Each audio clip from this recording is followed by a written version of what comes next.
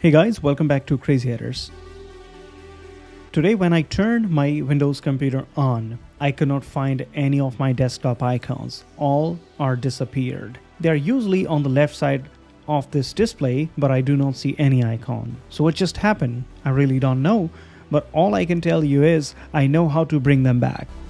If you are also experiencing a crazy error like this, I am going to show you quickly within just seconds you can bring all your desktop icons back, just like the way they were before. Anywhere on your desktop, make a right click. When you do that, you're going to see some of these options, and the first one is going to be View.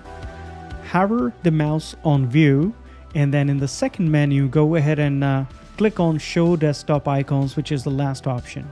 As soon as you do that, bingo, you have all your icons back restored. This is pretty much it. So if you have lost your icons on your Windows computer, Windows 10, 11, Windows 8, doesn't matter, go ahead and simply follow this trick and bring all your icons back to normal. If you found this video helpful, please do not forget to hit that like button and also subscribe for future tech tips, tricks, and solutions.